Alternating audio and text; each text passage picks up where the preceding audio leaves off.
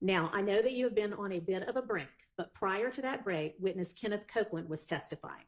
I'm going to instruct you and admonish you now that you are to disregard any and all of Mr. Copeland's testimony and any evidence introduced during that testimony that came after the 3 p.m. break on Wednesday, June 12th, which was the last break for that day.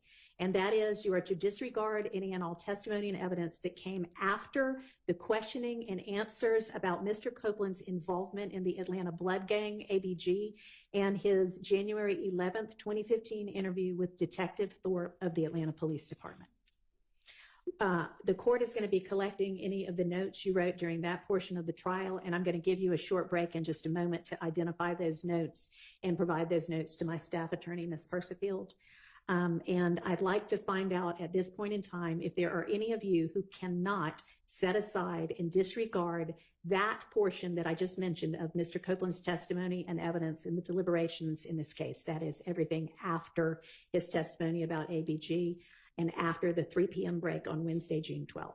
If there is anybody who cannot set aside and completely disregard that portion of the evidence in your deliberations, please stand up now and let me know if there are any of you. All right, thank you. A 10-hour live stream. I broke it down as much as I could, but I ain't gonna lie to y'all. It was pretty good. So prepare to be entertained. If I'm getting you through your work day, then shout out to you. Let's just do it.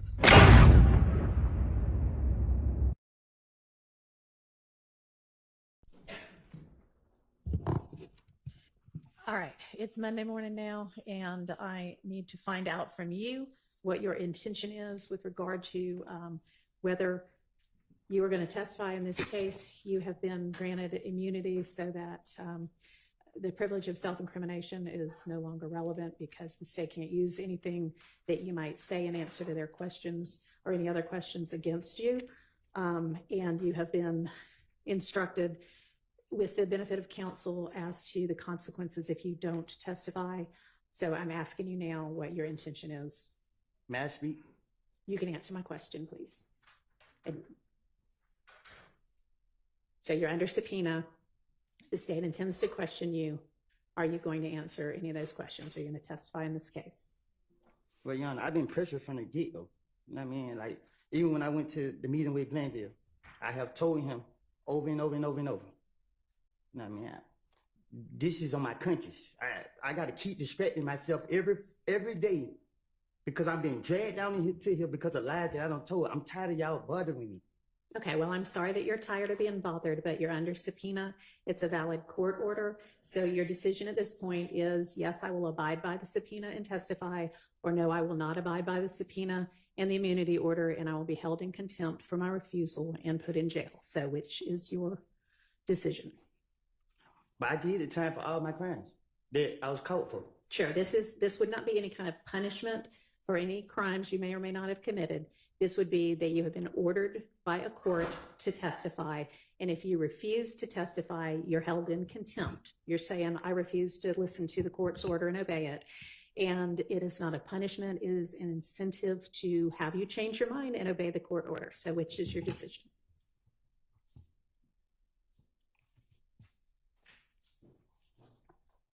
Can you explain it to me?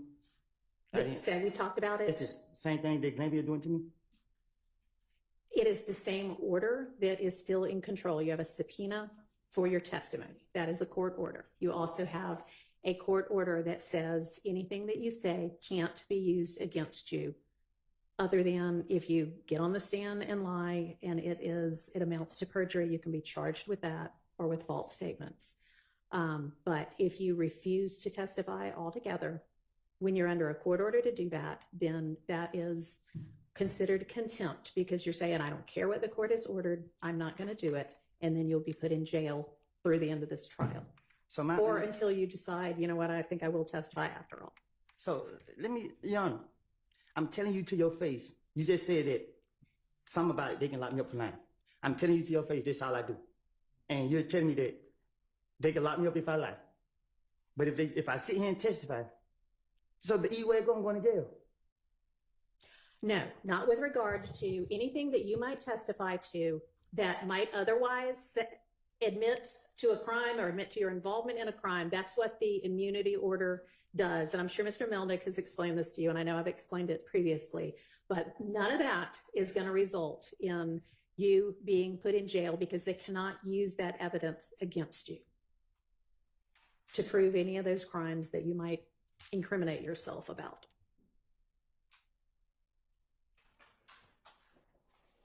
So are you going to testify or not?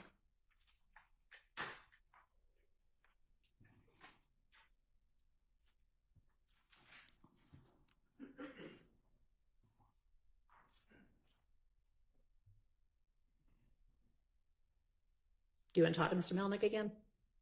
No? Okay. All right. Okay. All right. Thank you. I want to go back to December of 2014 and into January of 2015. Were you present at a gambling house in Lakewood when the shooting occurred? I don't recall.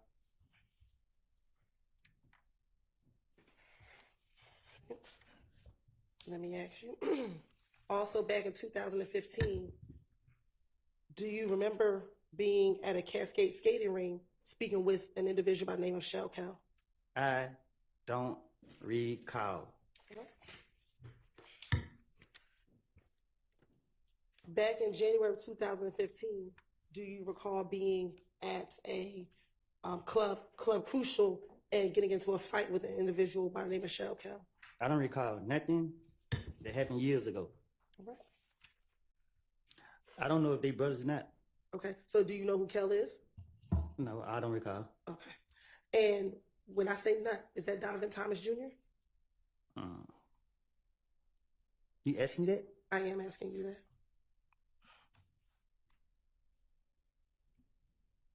Say that again? Sure. Do you know a person that goes by the name of Nut? I don't recall. Okay. Now, in that same interview, did you tell Detective Thorpe about you and Kel getting into the fight at Club Crucial? I don't recall nothing from 2015, 14, 16, none of that. Okay. And during that same interview, did you tell Detective Thorpe that you and Kel had been in a beef for maybe about no longer than 4 months, and this was back in 2015? And he's still alive? My question is, did you tell Detective Thorpe that you and Michelle Kel at that time in 2015 had a beef, and it was probably going on around 4 months at that time? I tell the detective whatever they want me to say, whatever they want to hear, whatever. So if I said it to him, I said it to him. I don't recall what I said to no police. Okay. And during that same interview, did you tell Detective Thorpe that whenever y'all were in the club, y'all would initially just throw up birds at each other? Huh? In this January 11, 2000 interview, did you tell Detective Thorpe that initially, when you and Shell Kel were in the club, y'all never really fist fought, y'all just would throw up birds at each other? Like I told you, before y'all called me to trial, I have lied. I made things up. I told you this before y'all brought me in this courtroom. And I'm telling you now, you asked me about 2015. I have got my life together. Y'all trying to put this on my conscience. Y'all trying to put people's life in my hands. I don't lie on people. I don't want to be here. Y'all have pressured me. I'm tired of y'all because y'all know y'all are wrong. And y'all black people doing this to us. And I understand that. Leave me alone. Let me leave. Man, y'all pissing me off. Listen, I don't recall nothing I said to no police. Stop asking me these questions. Okay. I'm telling you, I don't recall. I understand, but we're going to have to get through the questions. You can just continue to say you don't recall if that's what it is. That's what you want me to say? I want you to Hang on, answer the everybody, for question. just a minute. Improper instruction of the witness on how to testify. I don't think that you were instructing him how to testify. I hope not. No, But I don't am instruct him how to testify other than truthfully. Thank you. And that's Any all. other objection, or was that covered? All right, go ahead. If you can answer the questions truthfully, and we can move forward. Can we do that? I don't recall. All right. Now go. I don't recall. Okay. And during that, when you and Kel spoke, Kel asked you to call Thug on the telephone. It's a effect on the listener or not? It's a what? I'm sorry. Effect on the listener or not? Whether or not he called, but what he did in response to being asked that. All right. Overruled. So, did you tell Detective Thorpe that when you met with Kel at the Cascade Skating Ring, he asked you to call Thug? Okay, so this what happened. Okay. The police kept locking me up for whatever they could. Every time I came out the door, the police was on me, and they keep bringing up Thug name. So what I did was to get them off me. I said Thug did this, Thug did that, Thug did, because I knew they would never. I knew he didn't do it, and in my mind, I knew that the police would never go mess with him. So it was easy for me to try to throw the blame off on him to get them off of me, and that's what I was doing from all these years. I don't remember what I don't told them in the past, but my whole motive was Thug did it because I knew he didn't do it, and they couldn't lock him up, and they keep talking about Thug. So guess what I'm gonna tell them? Yeah. What else you want me to tell them? Yeah, he killed this person. Yeah, he did that. That's what I'm gonna do. And that's right now. If I walk out this thing and they say the police stop me now, hey man, give me something about Thug. Shit, I'm about to make something up about him again. On January 11, 2015, when you went to speak to the police, when they called you, did they ask you about Thug or did they ask you about the murder of Donovan Thomas? I don't know. I don't remember. Did you go down to the police department on your own to tell them that you did not kill Donovan Thomas? Did I go on my own? Did you walk into the police department by yourself to tell them on the morning of January 11, 2015, that you did not kill Donovan Thomas? I don't recall. Okay. So you don't recall going to the police or you don't recall why? I don't recall none of that. All right. I just know that every time the police was acting me, trying to get me, they kept bringing his name up.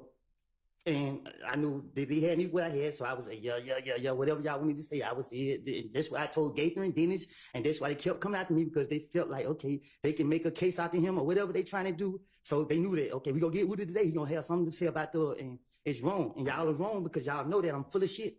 And y'all keep trying to drag me in here to bring up bullshit that y'all know I don't say it. Why is y'all doing that? Leave me alone.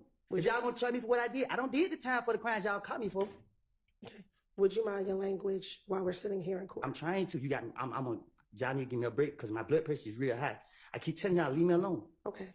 And the quicker we get through this, the quicker we can leave you alone. Do you understand? Okay, I don't that? recall. Okay. Going back to January 11th, 2015. I don't recall. Can I finish the Wait question? and listen to the question first. When you went to the Atlanta Police Department, Detective Thorpe didn't ask you about Thug. You brought up Thug. Do you recall that? I did. You did. Okay. So let's continue. During your meeting with Detective Thorpe, when you went down to the police department, did you tell him about the beef that you were having with Shell Kel? Am I here to tell the truth or to remember my lies? I want you to tell the truth. But you keep going to my lies, though. That's what you, back in 2015, did you tell Detective Thorpe that this was a lie? I done told the police whatever. Listen, when they get me, I'm going to sit down and I'm going to try to tell them whatever I can to finesse my way out of whatever situation that I'm in. Okay. And it's only now in 2024 that you're saying that everything you said in 2015 is a lie. Is that correct? Because I went to the feds. Y'all didn't let me out of jail till what, four years later? So if I was telling the truth then, why it took y'all so many years to try to say, okay, he was being honest or whatever the case is? If I was telling the truth, y'all would have made any case back then. Y'all knew I was lying. Y'all put me in jail. I go do my time. I get out of jail, try to get my life together. Y'all trying to drag me back into the lies that I done made. Y'all, what's up? Can I ask you this? In 2021, when you interviewed with Investigator Viverito after you got out of prison, did you tell her that everything you said back in 2015 was the truth, but we as a state didn't believe you back then? So my thing is, right? I went to jail. So the lies that I was telling, they didn't go for it. Y'all didn't go for it. Whoever didn't go for it. So I went to jail, did my time for it, right? And then y'all got me again. So guess what they say? Well, we're going to bring up the name again. And guess what I'm going to do? Try to finesse my way out of it again because y'all ain't touching for the lies I done told on them in the past. So guess what? It ain't nothing to put the blame on Thug for what I did. And that's what I'm going to do. I'm going to blame him for... And I don't recall. Okay, and let me ask you this. You keep talking about Thug, but were you asked about other individuals as well? During all these interviews, were you asked about Shannon? And I'm going to put the blame on him. Okay, were you asked about Demekion Garlington? I'm going to put the blame on him. Were you asked about Quindarius Zachary? I'm going to put the blame on everybody but myself. Okay, and during this time, Did all the police, every time you spoke to someone, did they tell you that they are going to have to verify what you said? And did they? My I question just to have one you, answer the question that she asked you. did they tell you that we had to verify everything that you said? I don't recall. Okay. And when they told you they had to verify what you said, you continued to talk to the police. Because with the knowledge that I have, it's nothing to trick the police. But if they had to verify what you said, they had to make sure that what you said was true. How could you trick the police? Easy. Overruled. How could you trick the police? Easy. How? I can't tell you that. Okay. Were you aware that the things that you talked about were verified? Sustained. All right, we're gonna take a quick break. Y'all all step back to the jury room for me. Thank you.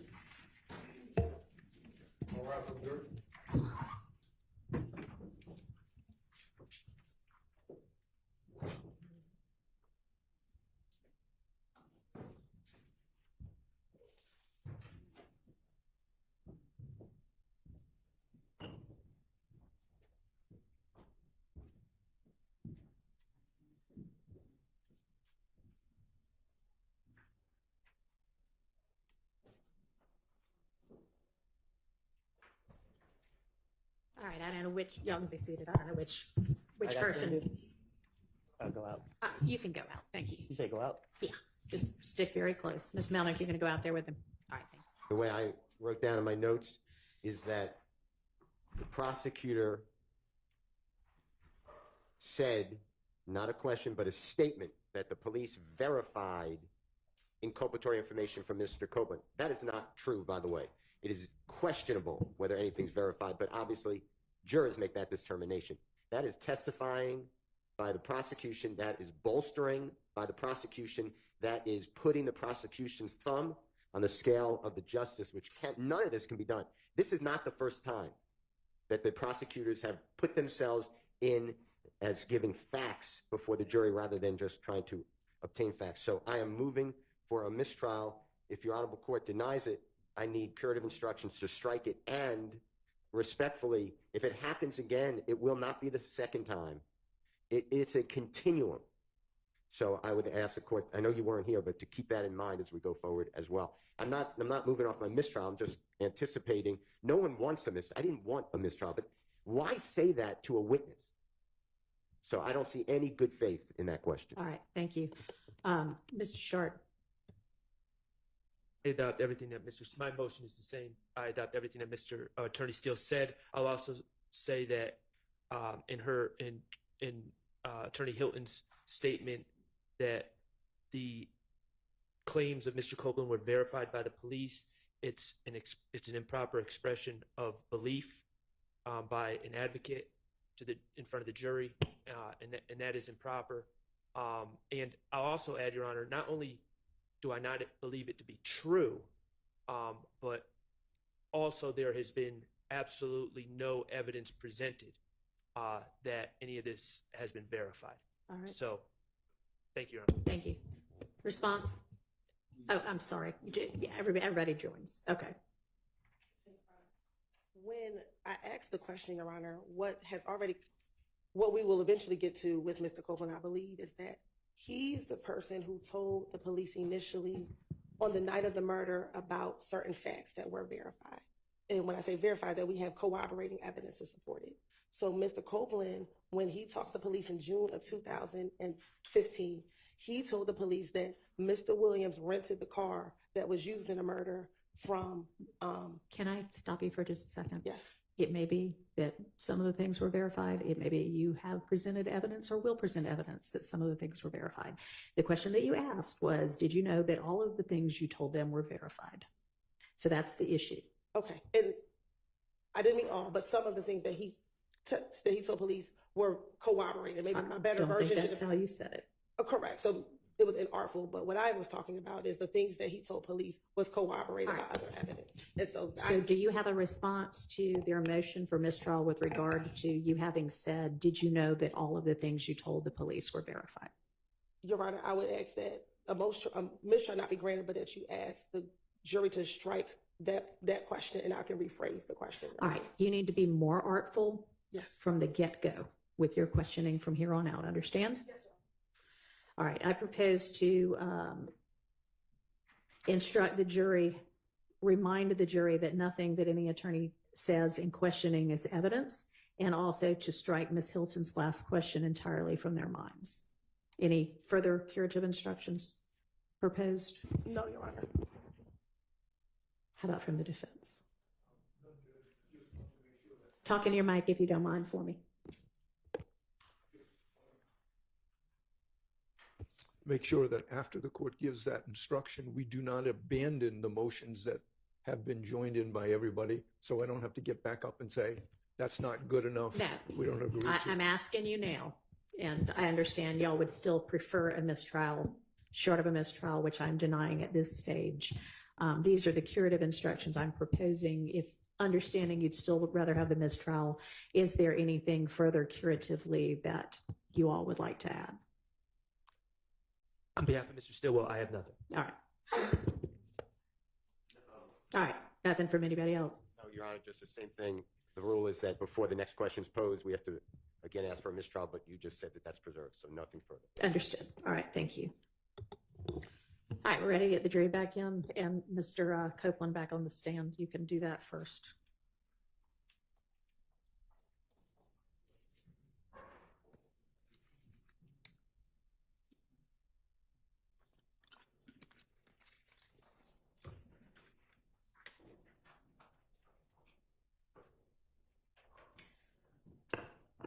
And y'all, one of the jurors needs to be on a quick Zoom at 12:30. As long as they sit in front of me, y'all gonna put the blame off on everybody, anybody to convince them to get off of me.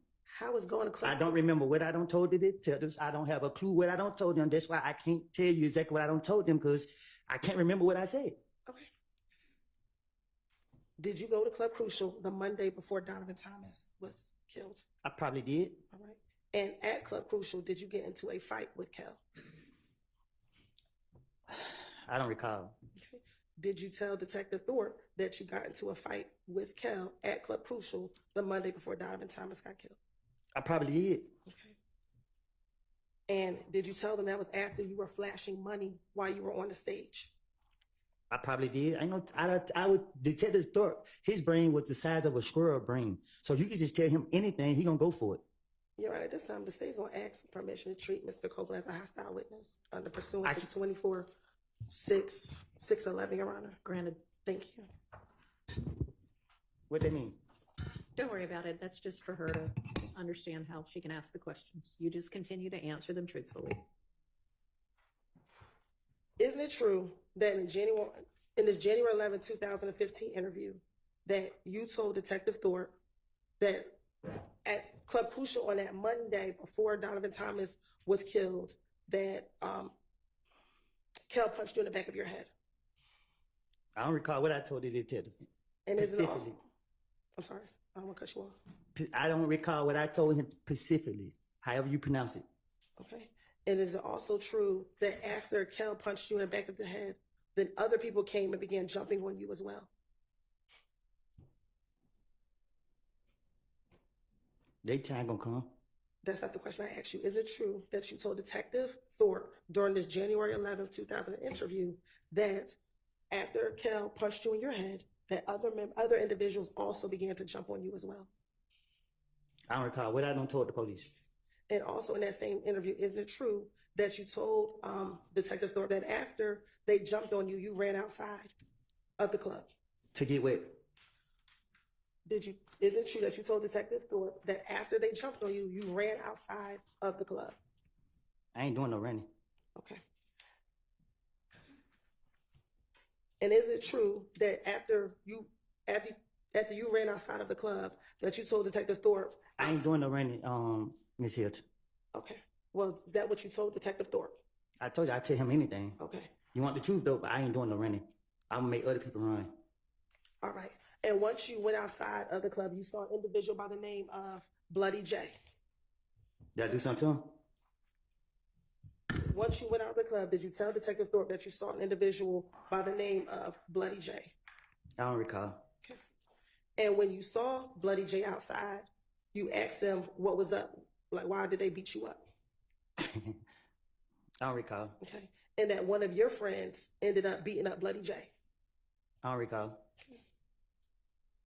Then you also told Detective Thorpe that after this incident on Club Crucial, the Monday before Donovan Thomas was killed, you told him about a meeting that you were aware of involving an individual by the name of Mo. Do you recall telling Detective Thorpe about this meeting with a person by the name of Mo? I don't recall. Now, did you also speak with, is it true that you spoke with Detective Thorpe about the night before Donovan Thomas got murdered? So it may seem like I'm trying to help Doug out. I'm not trying to help him out. I don't care nothing about him, what he got going on, nothing. I care about the truth. The truth was, I was going through a phase in my life, and I have put all the blame on him. Okay. I don't know what he did. I don't know what he got going on. But y'all got me on the stand, and I'm telling the God honest truth. Leave me out of this. I made all these stories up, put the blame on him to get myself out of the situation because the police told me they want a big fish, and I'm a little fish. They ain't who I want. So when they told me that, my only motive was to convince them that I'm telling the truth about this guy right here, and I'm lying. All right. Is it true that you told Detective Thorpe that the night before Donovan Thomas got murdered, you were actually at the studio with Thug? I doubt it. I don't recall. Okay. And that you asked him what happened? I don't even know what happened. Okay. Do you recall telling Detective Thorpe that you asked him what happened? I don't recall. And the first thing you told Little D was, damn, they gonna say that I did it, bro. Huh? Isn't it true that you told Detective Thorpe in this January 11th interview that after Little D told you that Nut got killed, you said to Little D, damn, they gonna say I did it, bro?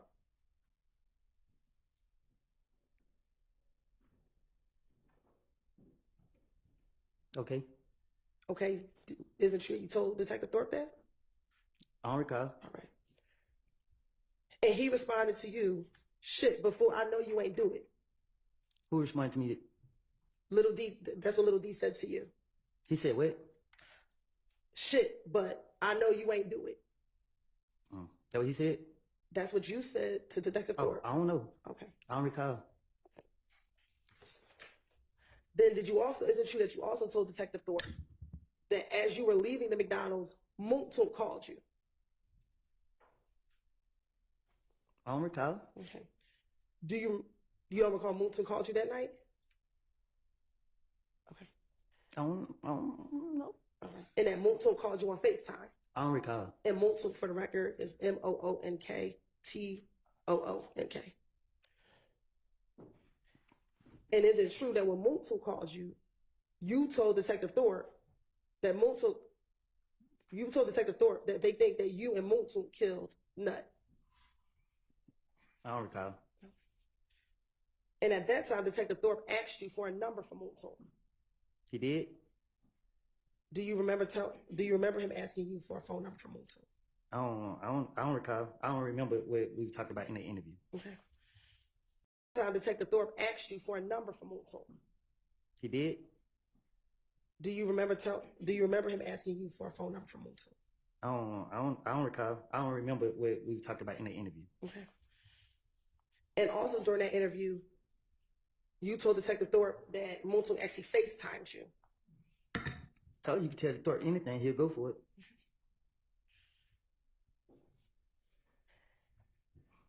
And in that same interview, did you tell Detective Thorpe that initially you didn't want to come to police headquarters, but you talked to people and asked them whether or not you should come down to the police headquarters? Can't nobody give me, I would not listen to nobody, not even you. Okay. Is it true that you told Detective Thorpe? So at first I asked like, hey bro, they saying I did it. I need to go to headquarters. And he's like, nah, we need them to call you. And I told everybody I didn't have nothing to do with it. So I called, I was trying to get the best advice I can. Then the next you know, they was like, oh, I called my girl's mama. I was talking to her before they shot her house up. Me and her was talking on the phone. You put me here to tell the truth. The truth is I made it up. I keep telling you this. So the police come get me. Man, we got you. You put a gun out on us, man. Just give us your boy Thug. What y'all want me to say? On January 11th, did you pull the gun out on anybody? On January 11th, 2015, did you pull the gun out on anybody? I ain't did nothing. Okay, so you went down to the police department on your own, correct?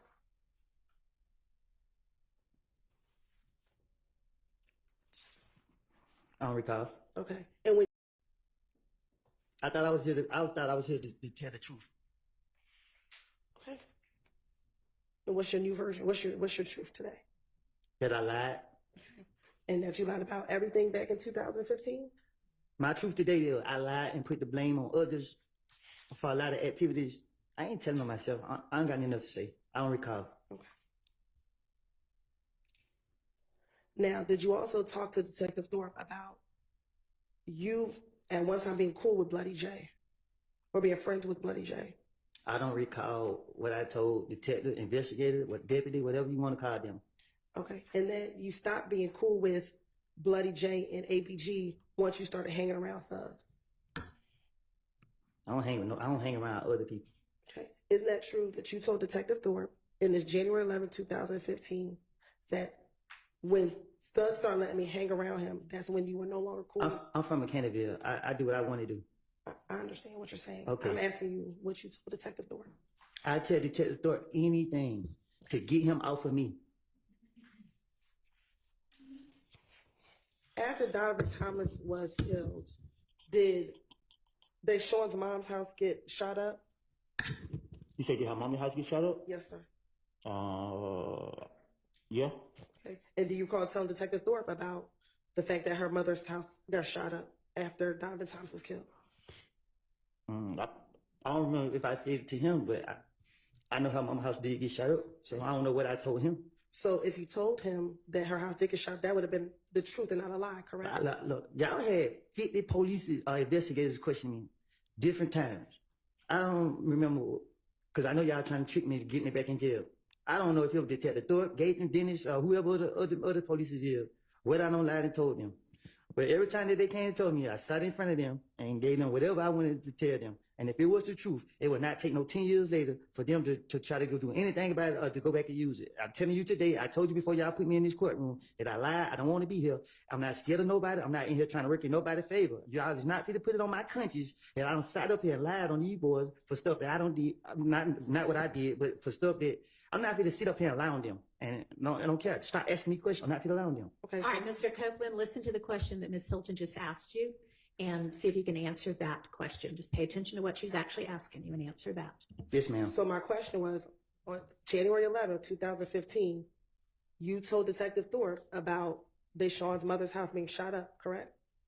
I told it to a police. I don't know which one to be specific. And that was not a lie, correct? Her house was been shut up. Okay, so that wasn't a lie when you told Detective Thorpe that, correct? I don't know if it was him I told it to. I don't think we got a clear answer yet. Overruled. So that wasn't a lie, though, correct? If you told any police, whether you remember being Detective Thorpe Well- or Gaither, was that a lie? Did her house was shut up? Yes. I'm saying. So was that a lie? What you mean? You just said So when you finessing the police, this how you finesse the police. You take a little bit of the truth and you take the bullshit and you put it together. Okay. So That's how I outsmarted Detective Thorpe and Gaither and everybody else. Take this right here, because I know they didn't know this, and put it with this over here.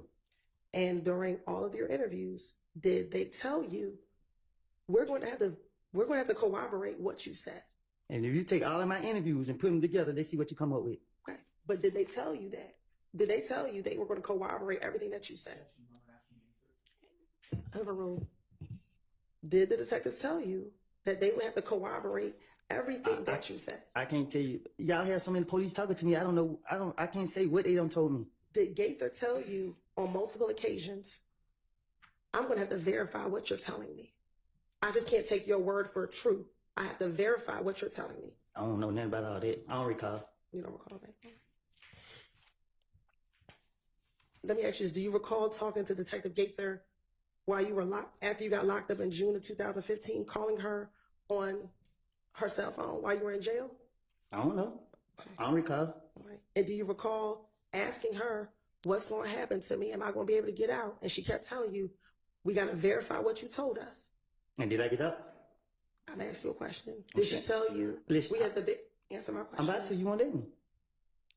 If I called Detective Gaither and she said she had to verify anything I said in 2015. In 2015, y'all locked me up every month. Y'all locked me up February, I got out March. Y'all locked me back up March, I got out April. Y'all locked me back up June, I didn't get out to 2019. So if she verified anything I said, there were 4 years and some change. I did 51 months in the federal prison. Nothing been verified that I said, or whatever the case is. I haven't heard anything from Detective Gateman, but it's nothing to spin the police. So my question to you was, did Detective Gaither tell you that she had to verify what you said? I don't recall. All right. Now,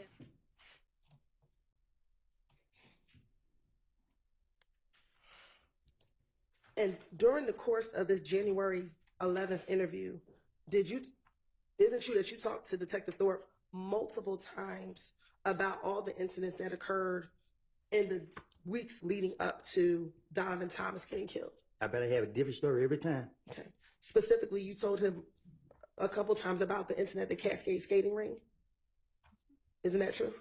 I don't recall. Okay. And that's Specifically what I said. I know if you take any time I talk to the Detective Thorpe, I bet you ain't none of my stories gonna be the same. okay.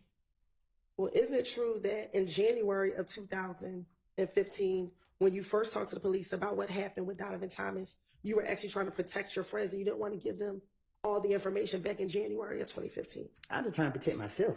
Okay. But then by I got June, a family to protect. okay. But by June of 2015, you finally disclosed everything that you knew about what happened the night of Donovan Thomas's murder and everything that happened leading up to Donovan Thomas's murder. No, see, what y'all did was y'all kept locking me up and putting me in isolation, putting me in protected custody at the Fulton County Jail, where people putting feces all on the wall, locking me in the room, keep me in there 23 hours a day, fucking up my mental, and keep dragging me back and forth, back and forth, back and forth, trying to make. Man, listen, man, So I ask you my question again. Isn't it true that in January of 2015, you were trying to protect your friends, so you didn't give the police a lot of details about what happened the night of Donovan Thomas's murder? I can't. If can you ask that again? Sure. Isn't it true that in January 2015, when you first spoke to Detective Thorpe, you did not give him a lot of details about what happened the night of Donovan Thomas's murder because you were trying to protect your friends?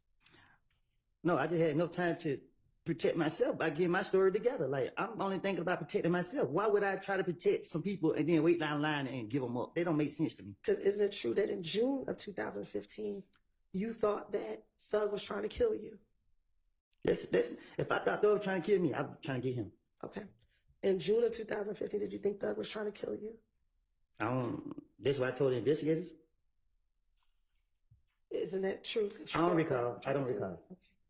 And also in June of 2015, were you involved in a number of retaliatory shootings because of Donovan Thomas being killed?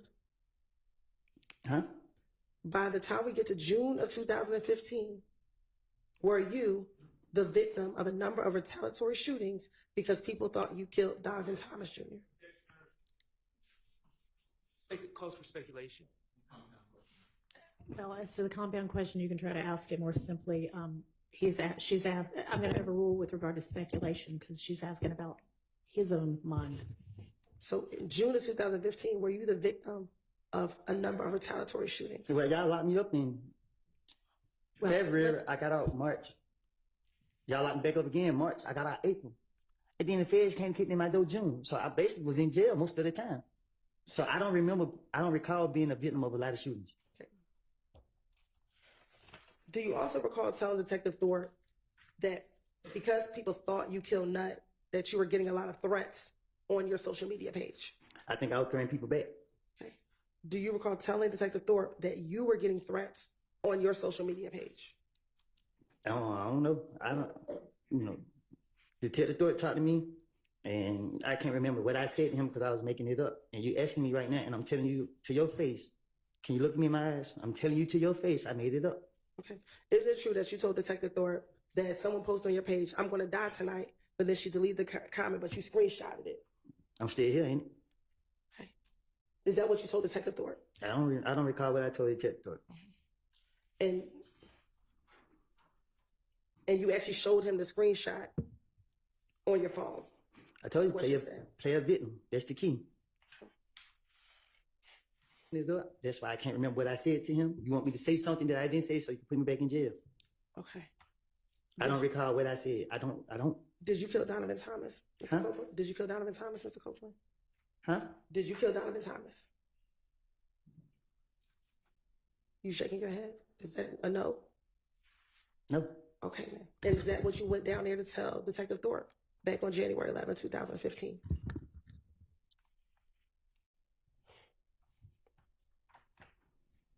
What? Is that what you went down there to tell Detective Thorpe, that you did not kill Donovan Thomas? I don't understand. I don't know if this is a trick question. When you went down there, did you go down there to tell Detective Thorpe where you were the entire day and that you did not kill Donovan Thomas? Marilyn, can I answer that? Yeah, you need to answer that. I don't know how to answer that. Do you need to talk to Mr. Melnick? No, I don't know if it's a trick question that she asked me. All right. I don't- Anyway, I'm not understanding. Hang on. Let's break. We're going to need to break in just a few minutes. Anyway, so let's break now. If you need to talk to Mr. Melnick in the interim, you can do that. And then we'll come back after lunch and you can answer that question if, depending upon what you and Mr. Melnick I decide. don't recall. So I'm going to ask you now. Did Bloody J and Thug stop being friends because Bloody J started messing with Ifgang? The up behind you, ask him. I'm asking you. Huh? I'm asking you. I don't know, So why would you tell Detective Gates and Detective Dennis that? ma'am. Why would you tell Detective Gates and Detective Dennis that?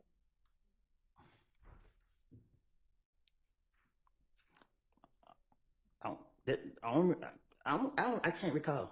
Okay.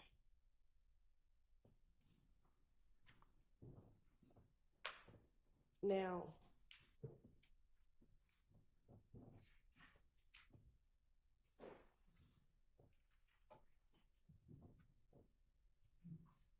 going back to that January 28th interview.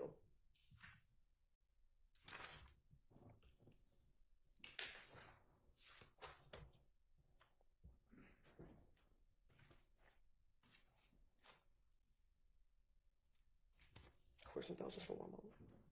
Then it's talking about the fact that he was shot up by Ifgang in the midst of the beef between YSL and Ifgang. All right.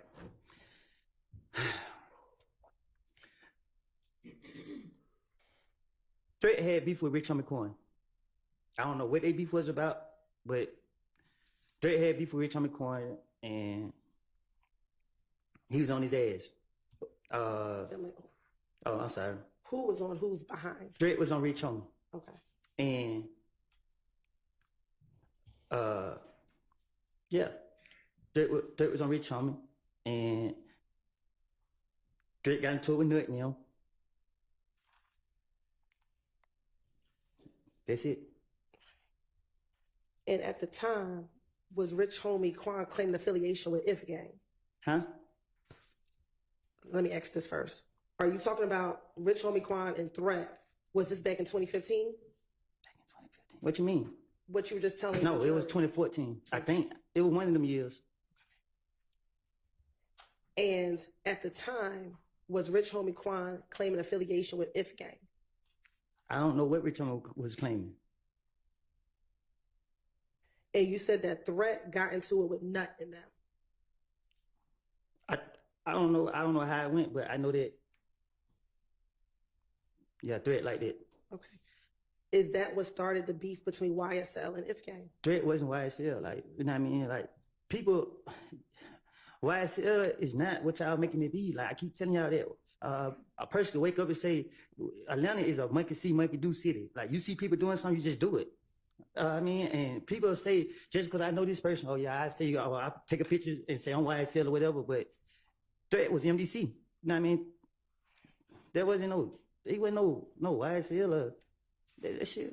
Did he ever stop claiming MDC and claim YSL? Nah, we don't switch up. That's just what it is.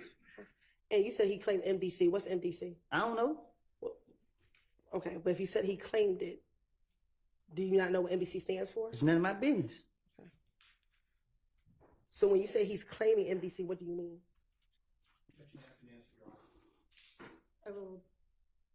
When you say he's claiming MDC, what do you mean? I don't ask questions. That's what I mean. Okay. Is MDC a music group? Ask them. I'm asking you. I think they got rappers. I don't know. Okay. Are they a music group? Huh? Are they a music group? Sustained. Does MDC stand for most dangerous clique? Ask them. I'm asking I'm you. from Canterville. Okay. But you said he claims MDC, so I'm asking you, does it stand for most dangerous clique? If I say yeah and that ain't what it stands for, you're gonna say I'm lying. So I don't know what it stands for. Okay.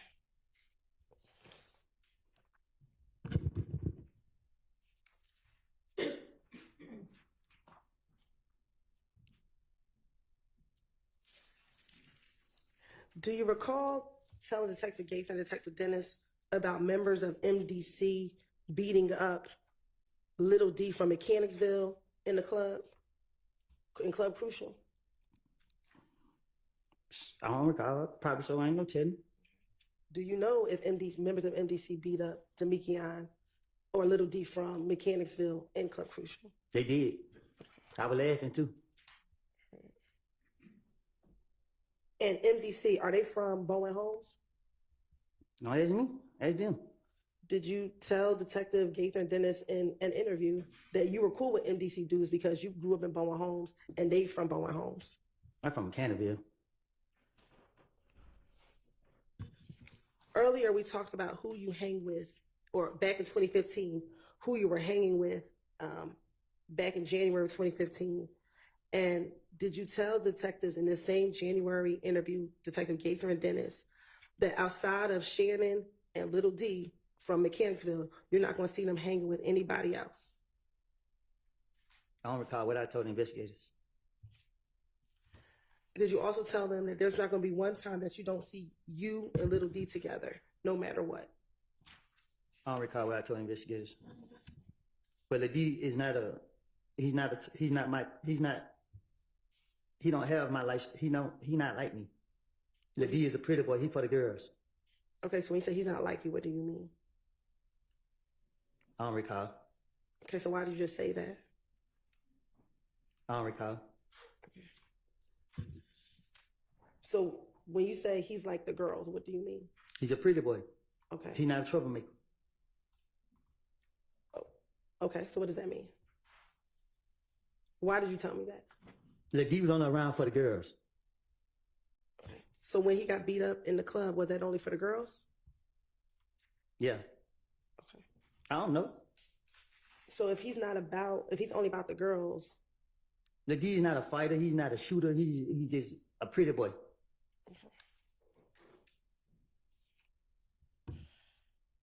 Are you aware of Little D shooting at people's houses after he got beat up in the club in April of 2015? No, Lil D don't know how to shoot no gun. Okay. Were you aware of him being convicted for that? Cause Lil D wanna be something that he ain't. So he probably took a charge. Ain't no telling.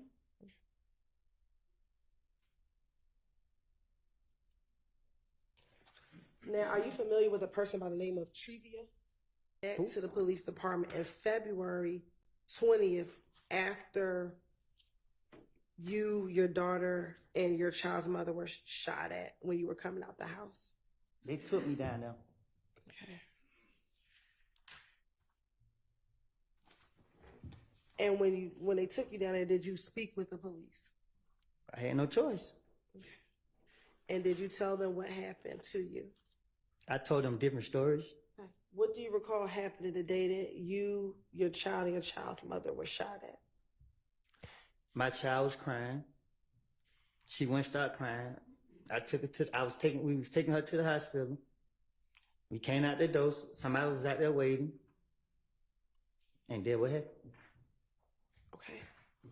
When you went to come out, child, where were you? Carver home. Okay. And Where were you taking your baby? To the hospital. And today, do you recall which hospital you were taking her to? I think Scott's right. This one that I used to always take her to. Okay. And once you walked out the house, what do you remember happening? I look around. I seen the car sitting at the stop sign, just sitting there. I walked towards the car. I walked towards my car, and I grabbed my baby mama's hand and pulled her closer to me. And the car pulled out like if it come, like they were trying to figure out which way they wanted to go. Then they turned my way. I told her to get down. I pulled the gun out, put my baby behind my back because she was in a car seat. I pulled my gun out. I can't remember if I threw my child in the back seat with my baby mama or if I just held her behind my back. But the car rolled on side of me. I seen all the windows up, and I didn't just want to shoot anybody out for paranoia. So I waited. They rolled up, let their window down, and tried to shoot. And I shot all in their car. And what happened after you shot at their car? I ran around, grabbed my baby mama out the back seat, told her to duck behind me as we tried to go back into the apartment, and they got out the window and tried to shoot. They shot, and I shot back at them again, and then the car started making a lot of noise. They ran into a house. They jumped out, and I shot at them some more. Then the neighbors, somehow we couldn't get in, but she got in, and we ran. The neighbors was in their house. And the neighbor, the house you ran into, were they initially outside as well when the shooting first started? Do you remember? I think it was, but I can't. It was so fast. I wasn't caring about them. My only mind was on my kid and my baby mom. And when that occurred, did you feel the need that you had to protect your child and your child's mother? That's my job. And that's why you shot back. That's my job. Okay. And once everything occurred, did you wait for the police to come to tell them about what happened? No. I was trying to dip, but when I came out, the police came so fast. Shit, they caught me. And when they caught up with you, did you tell them everything you just told the jurors right now while you were still on the scene, still back at Carver Homes? No, I lied and said that somebody named Tate was shooting back at them. Okay. And when he said he gonna call Gaither, whatever her name is, I knew she was gonna be like, which Tate? So I just went ahead and told him I was shooting back. Okay. So when you went down to the police department and you spoke with the detective, do you recall initially not wanting to tell them who shot at you or who you saw shooting at you? So, I tell it over and over and over and over and over that I never saw no one face. I to this day I still never saw no one face. The detectives they pressured me. They kept asking me. I didn't know nobody. And then the next day they wanted the gun. They gave me 24 hours. I didn't get them the gun. They locked me up. And when they locked me up, they put me on isolation. They wouldn't let me out the room. I was going crazy. I was thinking about when nobody out there to protect my baby mom and my child. I was losing it. Shit, I was going crazy in that room. So I just went putting things in my head, and I was requesting to speak to the police so I could say anything to get out, so I could get out there and do what I know. Okay, so I'm going to go back to the interview now on February 20th, 2015. And looking, did you tell the detective who you were interviewing with that the gun was back at home and that you were going to go get the gun and bring it to them? Yes, I think I told them that. Okay. I told them if they let me go, I'd bring the gun back. And that specifically, you won't call Gaither and give Gaither the gun. I don't know if I said that, but I probably did. Okay. And did you ever give Gaither the gun? No. Why not? You crazy? They asked you for the gun. Why didn't you give it to her? I knew I wasn't gonna get on the gun from the start. Okay.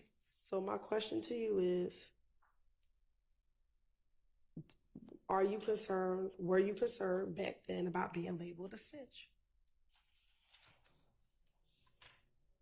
I was playing the victim card. I keep telling you that. It was about being labeled a snitch, because if I was concerned about being labeled a snitch, I would never even try to finesse my way out of no situation, because even lying to the police, y'all to put it in there as in this and then third. I know anything that I say to a police officer, they're going to go into a police report anyway. So it's self-explanatory. I only care about getting myself out of situations to protect my family. That's it. And is that why you're changing your testimony here today? I'm not changing my, I'm sorry. Go ahead. Because you're concerned about being labeled a snitch? Miss Hilton, the damn word called me a snitch. You think I'm only concerned about telling the truth today? I don't know what nobody else did, but I do know that I have lied on people, and I don't want that on my conscience. So today I'm sitting here telling you the truth. I told you the truth before y'all called me in this trial. I told y'all I have made it up. I told y'all that. I wasn't gonna say anything about nothing to hurt my friend. My friend was strict. I was only protecting him. So when you told the detectives about what happened the night of Donovan Thomas's murder, were you protecting Threat? Yes, I was gonna keep Threat name out of it as much as possible. Did Threat have something to do with Donovan Thomas's murder? I don't know what Threat got something to do with it, but I know that there was the last person I gave that car to. What car? The car, the Infinity car. And I wasn't gonna say nothing about it. What Infinity car did you give to Threat? The Infinity car that I had. Okay. Is this the same car that you went to the rental car place with Thug and Thug rented the Infinity? I'm talking about the gray Infinity car that me and Zachary was riding in. I wrecked the car, put up on Threat, gave the car to Threat, and I left. Okay. You gave Threat that Infinity. Is that what you're saying? Hold on 1 second. Y'all just confused me. What you say, Yana? Well, I wanted Ms. Hilton to ask the question clearly and you listen to it and answer it. So ask the question you asked him a minute ago, if that's what you want the answer to. The Infinity that you're talking about, is that the Infinity that you went to the Atlanta airport with Thug when he rented the Infinity? What you asking? You're talking about an Infinity that you gave to Threat, correct? Right. The Infinity that you're referring to, is that the Infinity that you went to the Atlanta airport with Thug when he rented the Infinity? Yes. Okay. And that was the car that Thug rented, correct? I asked him to rent me a car, and I rented the car, and I gave the car to Threat. When did you give the car to Threat? The same night I rented it. The night before that happened. Before what happened? The same night it happened. I can't remember. I gave the car to Threat, and I left. Where did you give the car to Threat at?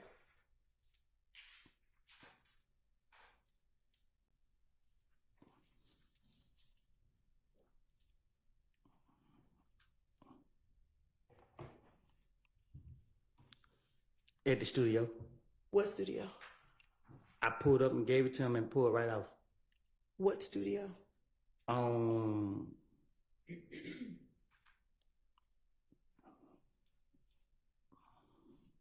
It was by Northside Drive, Marietta. It was one of them streets. Was there anyone else at the studio when you gave the car? I didn't go in the studio. I pulled up. I was pulling up, and I seen Threat. I gave Threat the car, jumped out of the car, it got in my charge. Called my brother to come and get me. And was this the date Donovan Thomas died? Was this a few days before? In relation to when Donovan Thomas died, when did you get Threat this vehicle? I gave Threat that car. I wrecked the car, gave it to Threat. So when you wrecked the car, why would you give Threat a wrecked vehicle? So I could. What you mean? it wasn't damaged bad. I don't know. I hit something on it, and then shit, the thing on the cover, it was tripping. So when I pulled up, I wasn't giving it to Threat, but I just seen him standing outside. And I was like, he like, what you about to do? I'm like, him just get the key real quick. I'll be right back. Gave Threat the car, and I dipped. I'm gonna give Miss Love a D+, and that's pretty high. And the reason I gave her a D+ is she kept on tripping Woody up. He kept on saying stuff he shouldn't have been saying, trying to be slick and all this stuff and show how good he is. No. Miss Love gets a D+, and the reason it can't go any higher, she damn near just caused a mistrial today. Bruh, you burden shift and you literally keep on leading the witness. I'm surprised they're not even doing anything, but it is what it is. Miss Love came back sick and all this stuff and everything like that. But they brought in a special person. Check him out. Lawyer John Floyd, tapped by Fulton DA, is a RICO expert and much more. Atlanta lawyer John Floyd didn't know why he was being called into the state attorney general's office.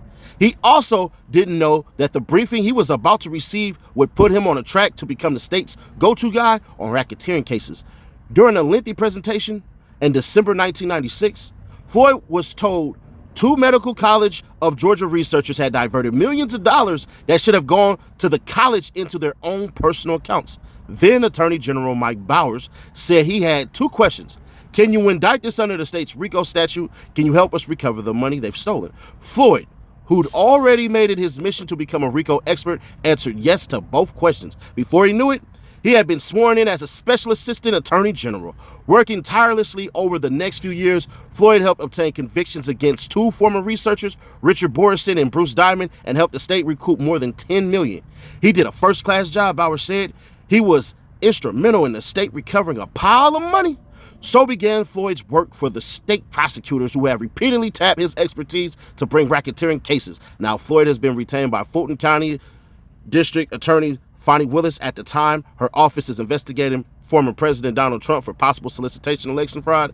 And a letter to state agencies, Willis said her probe includes potential violations of several criminal statutes, including racketeering. Floyd, 63, declined to comment for his story, even though he is one of the nation's leading authorities on RICO, the Racketeer Influence and Corrupt Organizations Act. Floyd is far from being a one-trick pony. He has represented both plaintiffs and defendants in high-stakes civil litigation and filed suits on behalf of whistleblowers.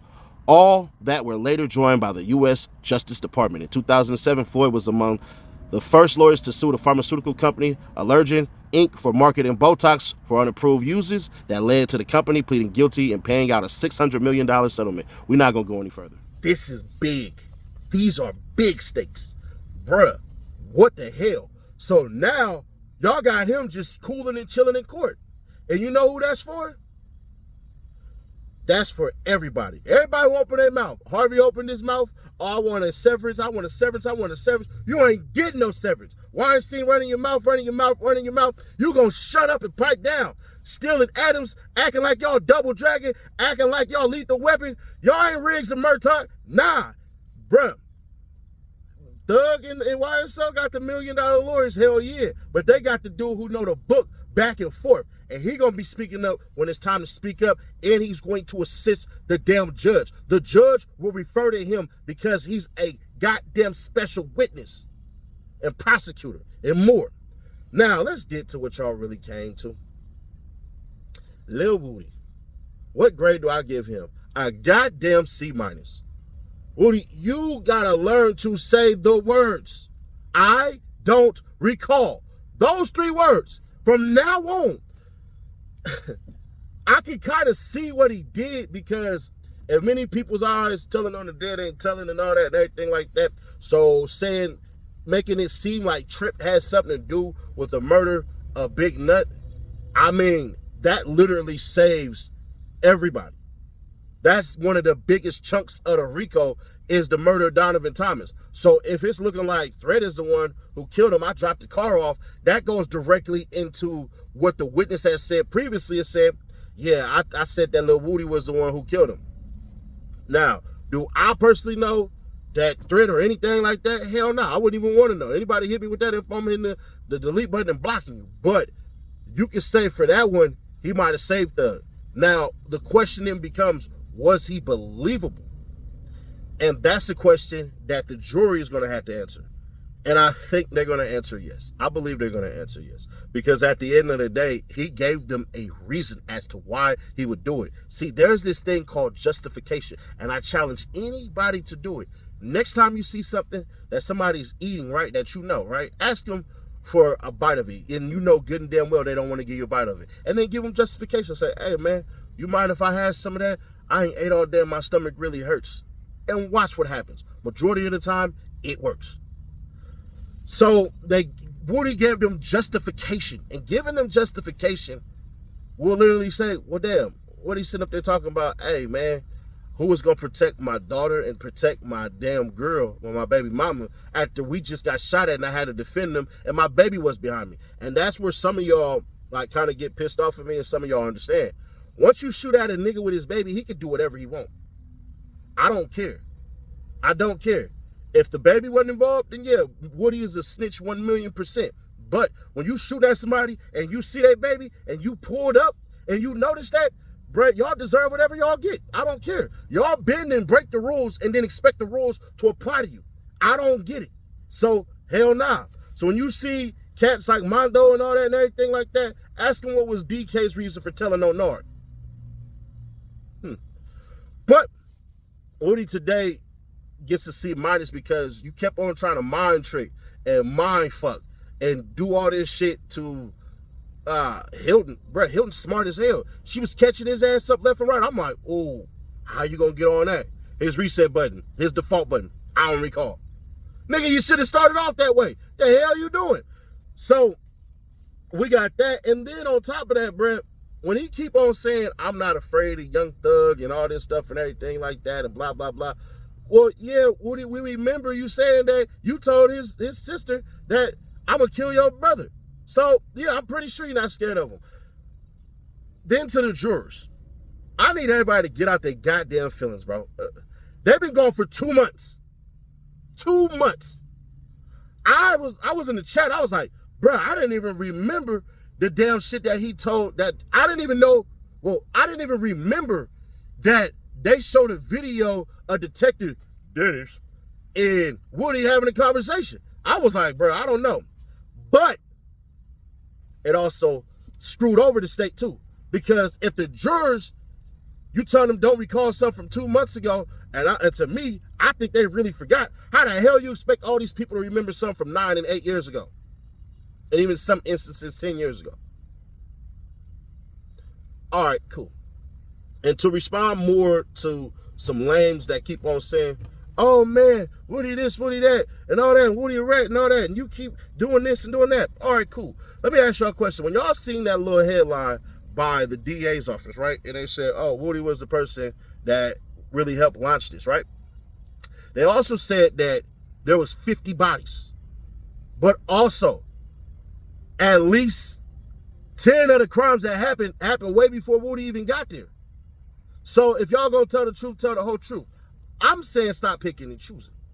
What do y'all say? Now, some of y'all feel like, oh, bro, nah, you just saying that because it's better because Woody is liked by everybody, so you got to do that. Not really. I really don't care. But either way it goes.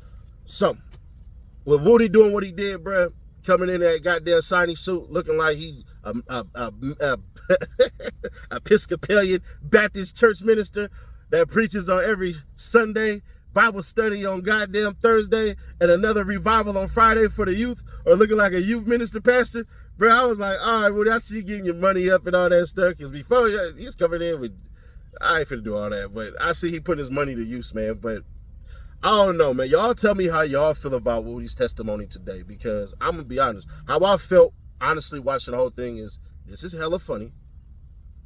He probably only gonna be here for about 4 days. This judge is pretty damn good with time management. And I ain't gonna hold you. The cross-examination is really what I'm on. I done already seen this story before. I done already seen this play before. I want to know what the cross is going to do. Because if Woody doesn't attack the cross like he attacked, and I'm not saying he was assaulting anybody or anything like that. I'm saying his mindset. If Woody doesn't attack the cross like he does the prosecution, then it's gonna be an epic fail for Young Thug because it's gonna look like Lil Woody got paid off. So they're gonna call Lil Woody Lil Fat Pockets in a moment because that's exactly what it's gonna look like. And he said, I don't have no loyalty to Young Thug. If that's the case, then you need to answer this stuff like you already answered it anyways. But if I'm Brian Steele, I ain't gonna hold you. If Woody say he can snap and all this stuff and everything like that, bro, y'all better understand something. Brian Steele better play that with a different set of gloves because if he come at him the wrong way, what's going to stop Woody from saying, you know what, man, I was just lying about all that in my previous testimony. Everything I said was the truth and all of this stuff, and it's going to look bad because I think Woody has built up enough cachet that whatever he says on that stand, when he say, I'm telling the God's honest truth, I think the jurors believe it because at the end of the day, you got to go off of what your witnesses say and what your witnesses do. And if your witness is convincing, then that's what it is. And also at the same time, are we going to go ahead and say that a lot of those interrogations were coerced too? Because Woody said that they took him, put him in a cell, locked him down right after his kid's mom and his kid got shot at with him and basically made him capitulate into what they wanted him to do. If y'all willing to say it about Glenville, will you say it about this? I'm just curious. Subscribe, turn on that bell, stay notified. We are 16K away from the $1,000 giveaway. So, yeah, subscribe today and we'll get that to you. We will be having a meet and greet. Yep, we having one with Cadillac Law and Miss Infamous Sylvia. So, I'm going to tell y'all where it's going to be at. Give me 1 second. It's going to be at the Hudson Grill downtown at 6:30 p.m. And she got a lot of merchandise for y'all. I ain't gonna lie, my merchandise cost is $200 because it is 5,000 count stitch. So yeah, we ain't doing no applique, we ain't doing no prints. This is all stitch. This is all embroidery. So don't expect no steady Nash merchandise. You can put in for some, but it costs $200, but it gets shipped to you real soon. Other than that, I'll catch you on the next one.